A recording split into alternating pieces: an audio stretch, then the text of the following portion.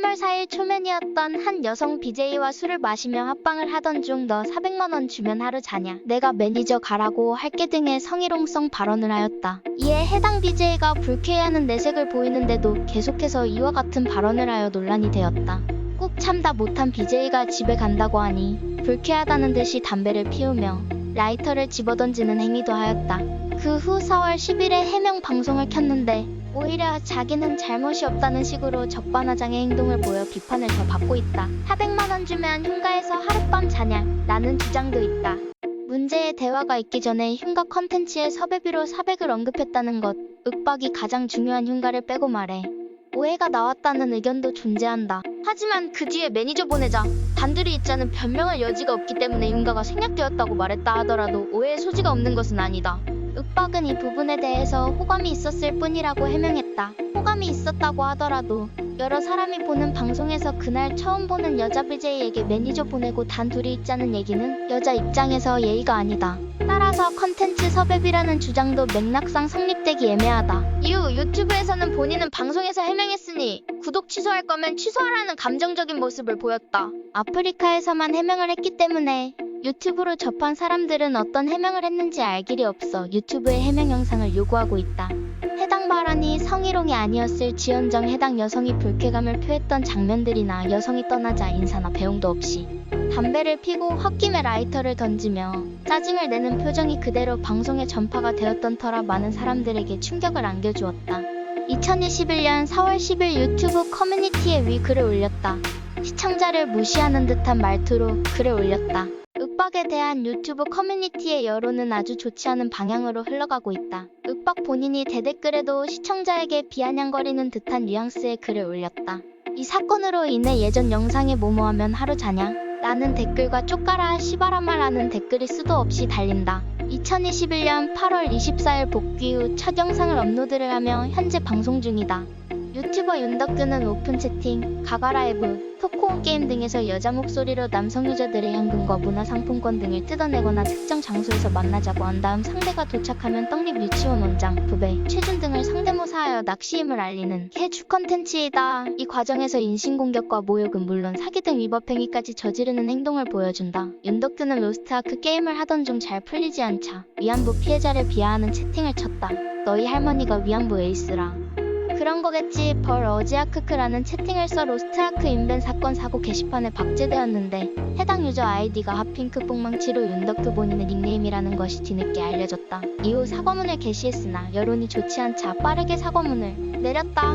현재는 캐릭터 삭제 버튼을 눌러 캐릭터가 검색이 안 되도록 하거나 닉네임을 변경해 본인이 아닌 척 증거를 지우고 있지만 계속해서 적발되고 있다. 두 번째 공개한 사과문은 감정이 격해져 실수를 했고 죄송하니 위안부 할머니들에게 기부하겠다는 내용이다. 그러나 이 사과문에서 자신이 고아라는 이야기를 들어서 화가 나 저지른 일이라고 하는데 삭제된 댓글 가운데 얼마 전 방송 중 아버지와 전화통화 적이 있지 않느냐는 지적이 있었다.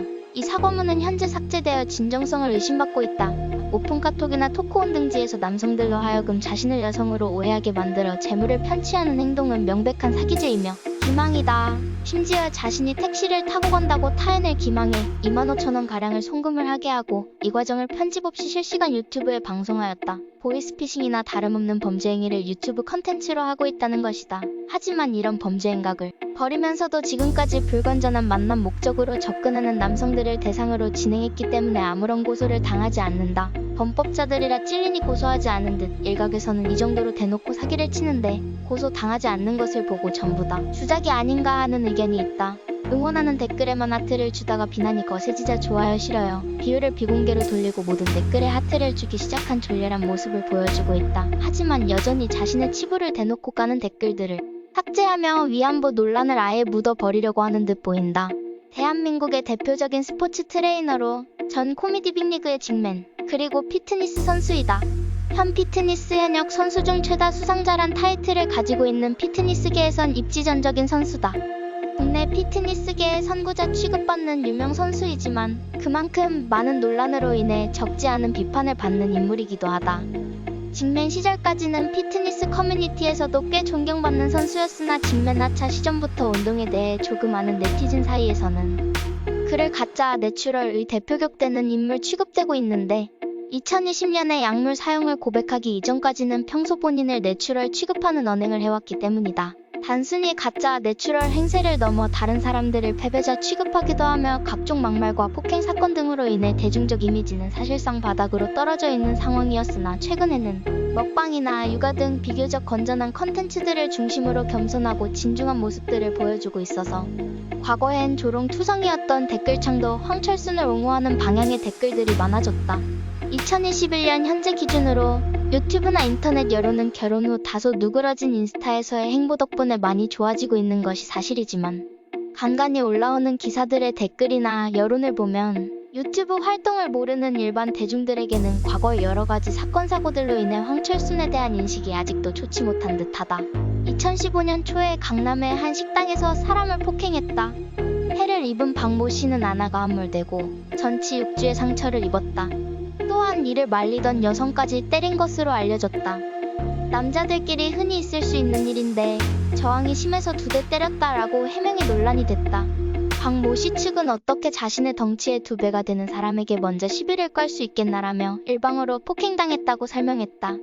2016년 9월 법원은 해당 사건을 황철순의 일방 폭행으로 결론짓고 징역 6개월에 집행유예 1년을 선고하였다. 2021년 11월 30일 새벽 1시 40분경 또 폭행을 저질렀다. 황 씨는 오늘 새벽 1시 40분쯤 한 인도에서 휴대전화로 자신의 사진을 촬영한 20대 남성 2명에게 다가가 나를 찍은 게 맞느냐고 물었고 두 사람은 그렇다라고 대답했습니다. 다리를 걸어 넘어뜨리고 이 가운데 한 명의 얼굴을 때린 혐의를 받고 있다. 2021년 12월 2일 유튜브 커뮤니티에 사과문이 올라온다. 제발 그런 큰 근육을 함부로 쓰지 않았으면 좋겠다.